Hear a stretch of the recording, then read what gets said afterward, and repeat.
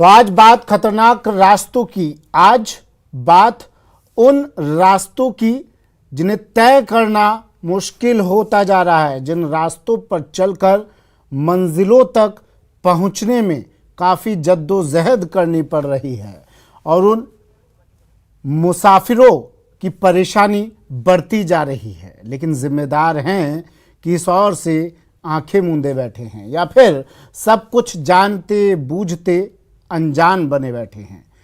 चर्चा करेंगे, बात करेंगे, हालात जानने की कोशिश करेंगे। मेरे सहयोगी हमारे साथ जुड़ गए हैं, जगह जगह की तस्वीरें आपको दिखाएंगे। विष्णु हमारे साथ राजधानी जयपुर से जुड़े हैं, विष्णु शर्मा हमारे साथ जुड़ गए हैं। दीपक पुरी भरतपुर से हमारे साथ जुड़े हैं। अलकेश सनाढ्य राजसमंद से हमारे साथ जुड़े हैं और अशोक शर्मा श्रीगंगानगर से हमारे साथ जुड़े हैं। सबसे पहले आपको भरतपुर लिए चलते हैं। दीपक पुरी हमारे साथ जुड़े हुए हैं भरतपुर से। दीपक, क्या हाल भरतपुर की सड़कों के, क्या हाल यहाँ के रास्तों के और क्या हाल इन रास्तों पर चलने वाले मुसाफिरों के?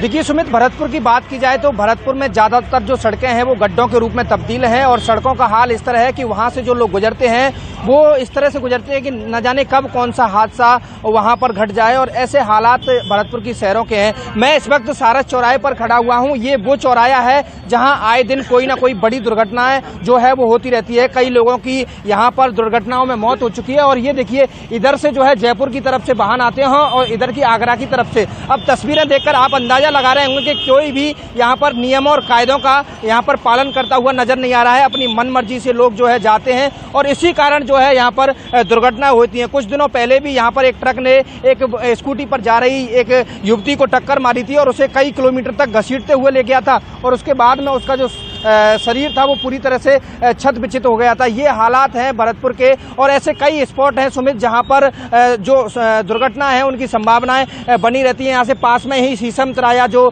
तिराया है वहां पर भी आए दिन दुर्घटनाएं होती हैं, क्योंकि बस स्टैंड से जो बस निकलती है उनको नेशनल हाईवे पर गुजरने वाले ट्रक और उनका सामना जो है करना पड़ सकता है। यहाँ पर पास में ही डग्गे मार जो वाहन खड़े रहते हैं वो भी एक दुर्घटना का बड़ा कारण है। और आप देखिए किस तरह से तस्वीरें जो है बाइक चालक हैं, वाहन चालक हैं, चौपहिया वाहन चालक हैं, वो अपनी मनमर्जी से जो है वाहनों को चला रहे हैं। कोई भी यातायात के नियमों की यहाँ पर जो है पालना करते हुए नहीं कर रहा है। ये ट्रैक्टर जा रहा है, इसमें करीब 50 से अधिक जो है सवारियां बैठी हुई हैं, लेकिन पुलिसकर्मी है वो वहाँ पर बैठे हुए हैं, आराम फरमा रहे हैं, लेकिन कोई भी यहाँ पर रोक टोक करने वाला नहीं है। ऐसे में हमारे साथ कुछ वाहन चालक हैं, राहगीर हैं जो लगातार यहाँ से निकलते हैं, उनसे बात करेंगे किस तरह की आपको जो है परेशानियों का सामना करना पड़ता है। देखिए, आज ये जो जयपुर आगरा हाईवे है, यहाँ ये सारस का चौराहा एक महत्वपूर्ण चौराहा है और जब से ये हाईवे बना है तब से इस चौराहे पर जब से ये चौराहा बना है तब से यहाँ एक ओवरब्रिज की मांग की जा रही है, लेकिन ओवरब्रिज न होने के कारण यहाँ दुर्घटनाओं की संख्या प्रतिवर्ष बढ़ती जा रही है और आम आदमी को आवागमन में इतनी परेशानी उठानी पड़ती है। हर साल 20, 25, 30 लोगों की यहाँ मौत हो जाती है। निश्चित रूप से ये एक मौत का चौराहा बन चुका है। इसकी शहर में सड़कों की हालत क्या है? शहर में आज मैं आपको इस चैनल के माध्यम से बताना चाहता हूं कि पूरा शहर टूटा हुआ पड़ा है। कुछ सड़कों को छोड़ दें तो ज्यादातर मुख्य सड़कें सारी की सारी घायल हैं, टूटी पड़ी हैं। आप चले जाइए, आज घना के सामने ये शास्त्री पार्क है, उसकी मुख्य सड़क जो है वो सबसे ज्यादा घायल पड़ी है पिछले 8 माह से। आप चले जाएं हीरादास से और सेवर की तरफ जो मुख्य सड़क है जिस पर बहुत सारा ट्रैफिक रहता है, हमारा मुख्य रास्ता है, उसकी हालत भी पिछले कम से कम 8 महीने से खराब पड़ी है। आज पता नहीं क्या हो गया है यहाँ भरतपुर में शिकायत जो ठेकेदार है जिम्मेदारों के पास 40%। दीपक पूछे जरा इनसे, यहाँ नहीं है, यहाँ के अधिकारी भी अच्छा, एक चीज बताइए, सवाल है आपसे, आपने इस मामले को लेकर कभी शिकायत की? जिम्मेदार अधिकारियों को, जनप्रतिनिधियों को आपने अवगत कराया? समय समय पर हमने उच्च अधिकारियों को अवगत कराया है और इस विषय को रखा है।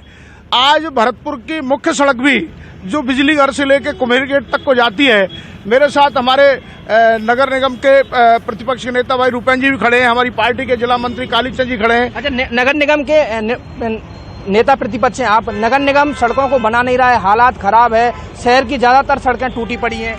देखिए, मैं आपको निवेदन करूं, मैंने जब मंत्री जी आए थे, कलेक्टर साहब थे, एक्सीएन थे, पीडब्ल्यूडी के एक्सीएन, यूआईटी थे, एक्सीएन नगर निगम थे, इन सबके संज्ञान में ये विषय लाया है कि ठेकेदार 45 और 50% ब्लॉक पे ठेका ले रहे हैं, ये काम नहीं कर रहे हैं। ठीक। और ये जो रोडें ले रखी हैं, आज 5 एंट्रियां भरतपुर की, 5 और थी, ये तस्वीरें दर्शकों तक पहुंचाना जरूरी था।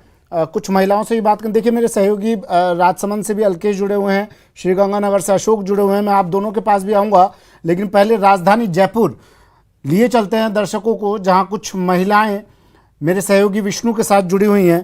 विष्णु, बात कीजिए इनसे, क्या कहना है इनका, क्या परेशानियां हैं इनकी, और क्या फरियाद लेकर कभी ये दरबार में पहुंची, जहां पर आला कमान बैठते हैं, जहां पर हुक्मरान बैठते हैं? क्या बात हुई, क्या समस्या के समाधान को लेकर आश्वासन मिला?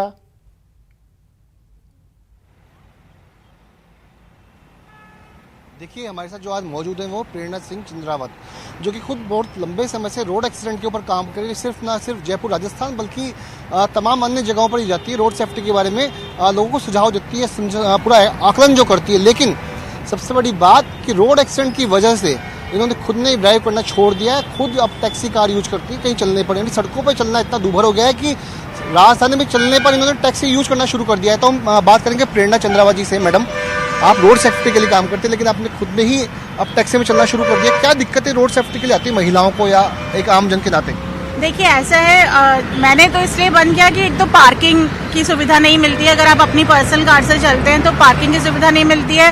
ट्रैफिक के अंदर बहुत ज़्यादा आपको टाइम लगता है जब आप खुद चलाते हैं। तो उससे बेटर है कि जब से ओला और पब्लिक सर्विसेज शुरू हुई हैं तो वो थोड़ी अच्छी भी हैं और आप उसमें आराम से कहीं पे भी जा सकते हैं। तो मेजरली, और दूसरा है क्योंकि मैं एज एन, जैसा आपने कहा कि मैं सड़क सुरक्षा में बहुत सालों से काम कर रही हूँ, तो सुरक्षा के दृष्टिकोण से अब मैं इतनी ज़्यादा सुरक्षा के लिए कंसर्न हो चुकी हूँ कि जब आसपास का माहौल बहुत असुरक्षित देखती हूँ तो मुझे खुद को घबराहट महसूस होती है। तो इसलिए भी मैंने, एक कारण है कि मैंने खुद ड्राइव करना बंद कर दिया है लास्ट 4 ईयर से।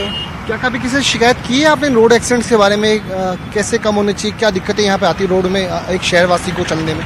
हाँ, बिल्कुल। हम लोग जो संबंधित विभाग हैं, परिवहन विभाग है, पुलिस विभाग है, और जो सड़कों के लिए जिम्मेदार है, पीडब्ल्यूडी वगैरह, उनके साथ में हम लगातार काम कर रहे हैं और उनको हम अपने सुझाव भी देते हैं कि जैसे मेजरली जो रोड एक्सीडेंट्स होते हैं उनके कारण तीनों तरह से हैं। आम जनता तो है ही जिम्मेदार कि अगर हम नियमों की पालना नहीं करते हैं, तेज गति से चलाते हैं, हेलमेट, सीट बेल्ट का प्रयोग नहीं करते हैं, लेकिन साथ साथ सड़कें जो बनाई गई हैं, डिजाइन है सड़कों के, वो भी उतने सही नहीं है सुरक्षा की दृष्टि से। कहीं पे गड्ढे हैं या कहीं पे बहुत शार्प टर्न्स हैं, तो वो, और रात में लाइट्स नहीं हैं, तो वो कंट्रीब्यूट करती हैं एक्सीडेंट होने में।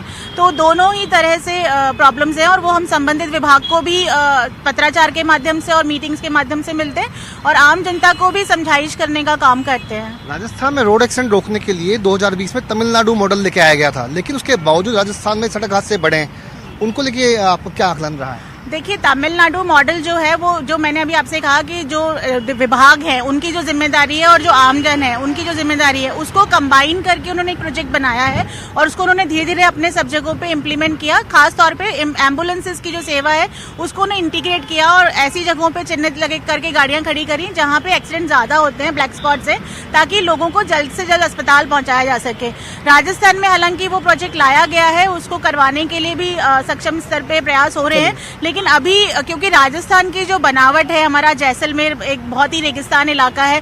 अगर वहाँ की आप रोड्स देखेंगे, जैसलमेर, जोधपुर, बाड़मेर, जो उधर का इलाका, हनुमानगढ़, जहाँ ज्यादा मौतें होती हैं पूरे राजस्थान में, वो बिल्कुल बैरन लैंड्स हैं। अगर वहाँ कोई मौत होती है तो फिर एम्बुलेंसेज नहीं है। तो जो तमिलनाडु में खास तौर पर उन्होंने काम किया है, तो उस पर काम करने की जरूरत है। तो मैडम का कहना है कि तमिलनाडु मॉडल पे खास काम करने की जरूरत है, लेकिन वो फिलहाल अभी तक सही से नहीं हो पा रहा है। जी ठीक है, मैं फिर से लौटूंगा। तमिलनाडु मॉडल की बात हो रही है, लेकिन कार्रवाई जब तक नहीं होगी, हुक्मरान जब तक सड़कों पर नहीं उतरेंगे, जिम्मेदार जब तक सड़कों पर नहीं आएंगे, तब तक ये सड़कें तो खस्ता हाल ही रहेंगी ना। राजसमंद लिए चलते हैं, अलकेश जुड़े हुए हैं हमारे साथ राजसमंद से। अलकेश, राजधानी जयपुर का ये हाल है, लोग अपना सर पीट रहे हैं इन सड़कों को देखकर, तो आसपास के इलाकों के तो कहने ही क्या होंगे?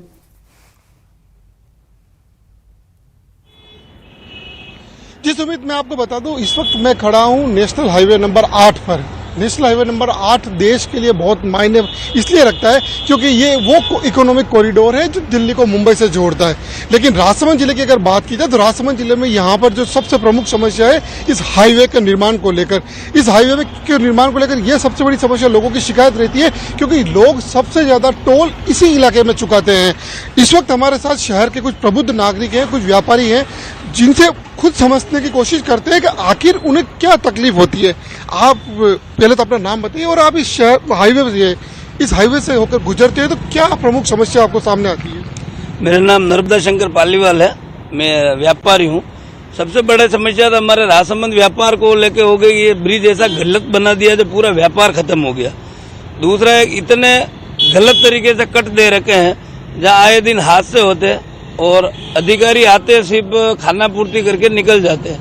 पूरे हाईवे पे जगह जगह बारिश में पानी भरा रहता है और न कहीं पे भी सर्विस रोड बनी हुई है। और टोल पूरा मेरे हिसाब से पूरे भारत में अगर सबसे ज्यादा 60 किलोमीटर के एरिया में कोई टोल लेते हैं तो वो हमारे नेगड़िया टोल लेते हैं। अभी बीच में भी कोई एक टीम आई थी और सदभा कंपनी भी आई थी, लेकिन वो सिर्फ खाना पूर्ति वो ब्लैक स्पॉट चयन करने के लिए टीम आई थी राज्य सरकार की, जिन्होंने ब्लैक स्पॉट चयन कर रही थी, लेकिन वो सिर्फ चयन करके जाते हैं। अभी तक बनने के बाद नया कुछ नहीं हुआ। जी बड़ी बात है, टीमें चयन कर लेती है लेकिन एग्जीक्यूट नहीं कर पाती। हमारे साथ कुछ वाहन चालक है, उनसे पूछते हैं क्योंकि सड़कों पर सबसे प्रमुख समस्या होती है वाहन चालकों को। क्या प्रमुख समस्या आपको देखने को मिलती है? एक तो इसमें अपने ये हाईवे बना हुआ है, इसमें डिवाइडर भी सही नहीं, सामने से कोई गाड़ी आती है ऐसा लगता है कि अपने साइड ही गाड़ी आ रही है, वो गाड़ी डर के चलाना पड़ता है कि अपने ऊपर नहीं आ जाए गाड़ी। इसका सही तरीके से अगर वापस 4 लाइन का सही तरीके से बनाया जाए और इसका डिवाइडर चौड़ा किया जाए, पेड़ पौधे लगाए जाए तो उससे एक तरफा और यातायात चलने में भी बहुत सुविधा रहेगी और कोई एक्सीडेंट कुछ भी नहीं होगा। फिर इससे सुविधा मिलेगी। ये 4 लाइन वापस सुधारा जाए इसको। और बारिश में अभी पानी भरा हुआ, गाड़ियों ऊपर पानी आता है, निकासी भी कुछ नहीं है पानी भी, ये पानी की निकासी भी की जाए जल्द से जल्द ताकि इस 4 लाइन का सुधार हो वापस। हमारी यही कामना आपसे। सुमित, राजसमंद जिले की अगर बात की जाए तो राजसमंद जिले में 3 से 4 ऐसे प्रमुख ब्लैक स्पॉट है जिन्हें सुप्रीम कोर्ट तक ये मान चुका है कि वो ब्लैक स्पॉट है। जिसमें अगर बड़ी बात की जाए तो देसुरी की नाल हुआ, मानसिंह का घोड़ा हुआ, दिवेर भीम का जो जस्सा खेड़ा हुआ, दिवेर का घाट सेक्शन हुआ, ये वो ब्लैक स्पॉट है जहां आए दिन हादसे होते हैं और बहुत कम दिन ऐसे होते हैं जहां कोई हादसा नहीं हो। तो ऐसे में कोई रोकथाम के क्या उपाय हैं तो हम कुछ जानते हैं, क्या ऐसे उपाय कर सकती है सरकार या प्रशासन जिससे कि हादसे रुक पाए? जहाँ पर भी हादसे के जो ब्लैक हॉस्पिटल हैं वहाँ सरकार को तो ध्यान देना चाहिए और जिससे हादसा नहीं हो, किसी परिवार का चिराग ने उजड़े, ऐसा कोई सरकार को एक कदम उठाना चाहिए। जहाँ जो हादसे होते हैं वो हादसे के ऊपर कोई कदम उठाना चाहिए। जी सुमित, मैं आपको बता दूं पिछले दिनों जो अगर पिछले महीने की बात की जाए तो देसुरी की नाल में एक भीषण सड़क हादसा पेश आया था, जिसके बाद राज्य सरकार ने एक कमेटी का गठन भी किया था। जो कमेटी ने आकर देसुरी की नाल में हादसों के कारणों की जांच भी की थी और एक रिपोर्ट एक सरकार को भी सौंपी थी। लेकिन उसके बावजूद भी अगर ये सबसे बड़ी जो बात अगर की जाए हादसों को रोकने की दिशा में, क्यों इस नेशनल हाईवे नंबर 8 पर अगर सबसे प्रमुख समस्या है वो यहाँ की सर्विस रोड की। सर्विस रोड जब यहाँ पर खुद सर्विस रोड यहाँ पर जो खस्ता हाल है, सर्विस रोड यहाँ पर खुद खस्ता हाली से गुजर रही है, तो ऐसे में एक वाहन चालकों का दर्द ये है कि सर्विस रोड पर वो नहीं गुजर पाते हैं तो उन्हें एक्सीडेंट का सामना करना पड़ता है। ठीक मैं फिर से लौटूंगा आपके पास। श्रीगंगानगर आपको लिए चलते हैं। अशोक मेरे सहयोगी श्रीगंगानगर से जुड़े हुए हैं। अशोक, टैक्स हम लोग दे रहे हैं लगातार, टोल टैक्स हम लोग दे रहे हैं लगातार, फिर जनता ये सवाल क्यों ना पूछे कि साहब जब हमारी जेबें आप खाली कर रहे हो, जब आप हमारी जेबों पर डाका डाल रहे हो तो पैसा जाता कहाँ है? सड़कों पर तो दिखाई नहीं देता है, धरातल पर तो नजर नहीं आता है।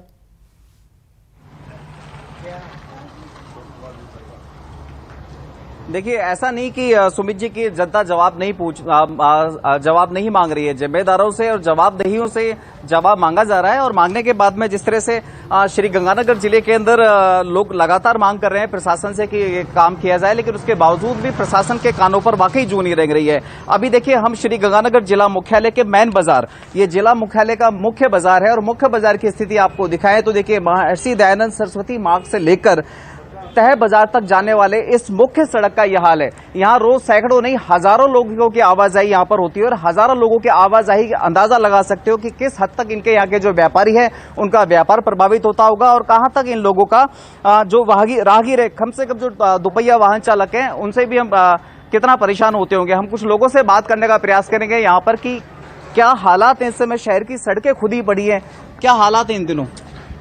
सड़कों की हालत बद से बदतर हो गई है। जहाँ काम किया है वहाँ खड्डे पड़ गए हैं और जहाँ काम अधूरा छोड़ दिया वहाँ लोगों के जूते टूट रहे हैं। तो ये गंगानगर के लिए बड़े दुर्भाग्य की स्थिति है। ना नगर परिषद, ना विधायक और ना जिला प्रशासन इस ओर ध्यान दे रहा है। LNT की मनमर्जी चल रही है। आखिरकार जनता को कोई रोष वाला कदम उठाना पड़ेगा और कहीं ये ना हो कि LNT के कर्मचारियों को इसका खामियाजा भुगतना पड़ेगा। श्री गंगानगर के लोग तो काफी डिमांड कर रहे हैं प्रशासन से, UIT से, LNT से भी, लेकिन कहीं कोई सुनवाई होती हुई दिखाई दे रही है? नहीं, ये आपकी टीवी नहीं देख लिया ना क्या सुनवाई हो रही है। अब तो मेरे को लगता है अभी जनता को अपने हाथों से सुनवाई करवानी पड़ेगी। LNT के कर्मचारी अब सड़क पर अपना चंद्रमा सोच करके उतरे। ये जितनी भी सड़कें खराब हुई है उन सबको दोबारा से खोद करके बनाना पड़ेगा उनको। और जो काम अधूरा पड़ा है, पहले तो बरसात का बना था लेकिन अब बरसात खत्म हो गई है। अब रिकारपेटिंग का काम वो भी एकदम गुणवत्ता के हिसाब से वो करेंगे तो ठीक है। अब जनता कम से कम में खास तौर से स्वामी दयानंद मार्ग और स्वामी दयानंद मार्ग से कृष्णा टाकीज को जाने वाली रोड की इस बात के लिए तो मैं LNT के कर्मचारियों को आगाह करता हूं कि आप अपना काम दुरुस्त करें और गुणवत्तापूर्वक करें, अन्यथा हम लोग कोई भी कदम उठा सकते हैं। पूरा शहर ही खुदा हुआ है, न केवल बारिश और LNT तो है ही है, लेकिन यहाँ पूरा व्यापार है। ये तो मुख्य बाजार है पूरे जिले का। व्यापार कितना प्रभावित है?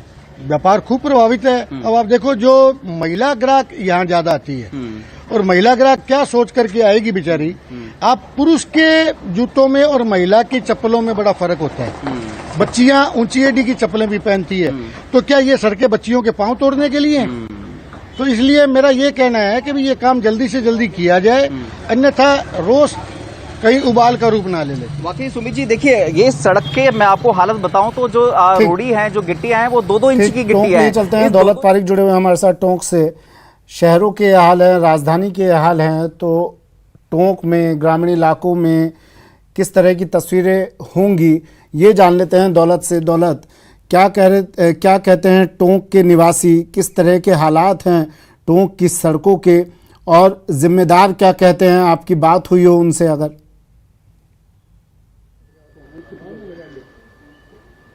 जी बिल्कुल सुमित,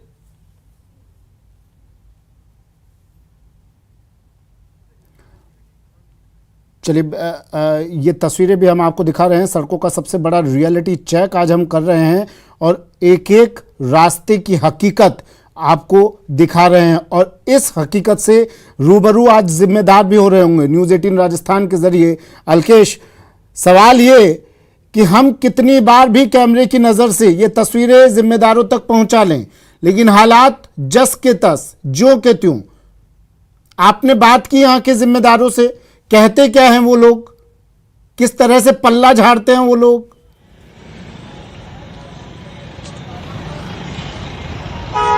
जी सुमित, आपका कहना एकदम लाजमी है, क्योंकि राजसमंद जिले की अगर बात की जाए तो क्योंकि जो नेशनल हाईवे नंबर 8 है, यहाँ से मैं जहाँ खड़ा हूँ, महज यहाँ से 2 किलोमीटर दूर की अगर बात की जाए तो यहाँ एक भगवानदा नाम की जगह है जहाँ पर हर बारिश में, सबसे बड़ी बात है, हर बारिश में वहाँ हाईवे दरिया बन जाता है। कई बार तस्वीरें सामने आती है प्रमुख अखबारों में, चैनल में, हमने भी एक बार तस्वीरें दिखाई थी, लेकिन स्थिति ये है कि वहाँ की स्थिति में भी अभी तक सुधार नहीं हुआ। अगर इस हाईवे पे, क्योंकि ये करीब राजस्थान का एकमात्र शायद ऐसा हाईवे पे टोल नाका होगा जो 60 किलोमीटर में सबसे ज्यादा टोल यहाँ पर वसूला जाता है। इसके बावजूद हर वाहन चालक को एक ही शिकायत रहती है कि ना तो यहाँ पर सर्विस रोड सही है, ना यहाँ पर हाईवे की मेंटेनेंस बरोबर होती है, और ना यहाँ पर बारिश के मौसम में पानी की निकासी की व्यवस्था सही है। ऐसे में जब आदमी अपनी गाड़ी कमाई का जो टोल चुकाता है तो वो ये जरूर उम्मीद करता है कि उसे अपने वाहन को चलाने के लिए एक अच्छी सड़क मिले जिससे कि वो एक सुगम यातायात का सफर कर सके, लेकिन ऐसा यहाँ पर देखने को नहीं मिलता है।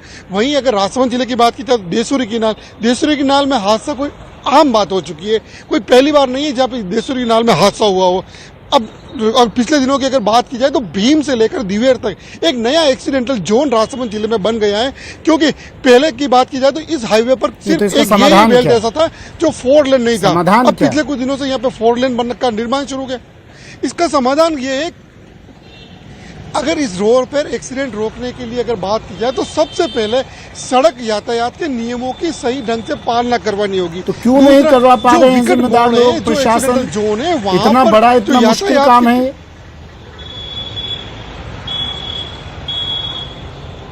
जी सुमित, आपका कहना एकदम लाजमी है। पिछले दिनों की अगर बात की जाए तो पिछले महीने ही जो राजस्थान पुलिस के जो एडीजी हैं वीके सिंह, वो खुद यहाँ पर आए थे और जो ये हाईवे पे कई ब्लैक स्पॉट का उन्होंने चयन किया था और उन्होंने खुद ने ये माना था कि ये घातक मोड़ है, ये घातक वो हाईवे पे जो कट है जहाँ पर हाईवे पर हादसे होते हैं। और ठीक है विष्णु, ये हालात कब तक बने रहेंगे?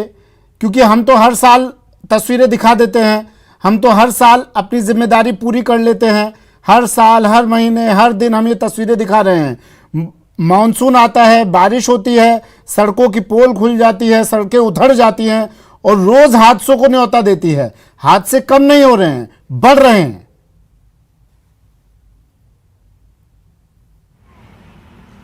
देखिए सुमित, मैं अगर पिछले 3 सालों की यदि सड़क हादसों की बात करूं तो पिछले 3 सालों में यहाँ पर 2500 से ज़्यादा जयपुर शहर के अंदर सड़क हादसे हुए, जिनमें करीब 900 लोगों ने अपनी जान गंवाई, वहीं 3000 से ज़्यादा लोग घायल हुए। तो ये तो राजधानी जयपुर की तस्वीर मैं आपको बता रहा हूँ।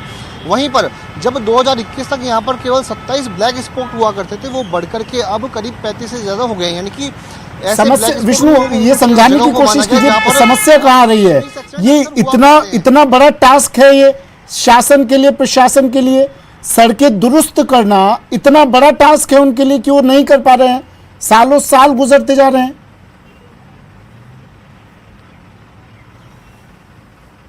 देखिए समस्या, यदि हम अधिकारियों से बातचीत करते हैं और देखते हैं तो समस्या सबसे बड़ी है विभागों कोऑर्डिनेशन।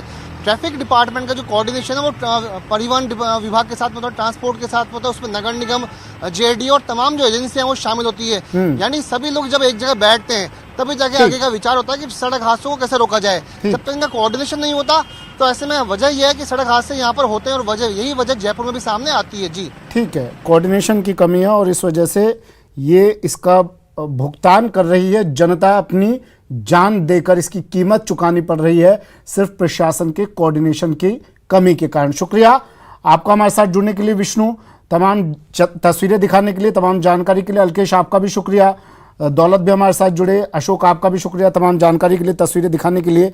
तो शहर शहर सड़कों का जाल तो बिछा दिया है, लेकिन ये जाल छितराया हुआ है, इस जाल में काफी छेद हैं, इस जाल को दुरुस्त करने की जरूरत है, क्योंकि इस जाल में फंसकर सैकड़ों लोग हर साल अपनी जान गंवा दे रहे हैं।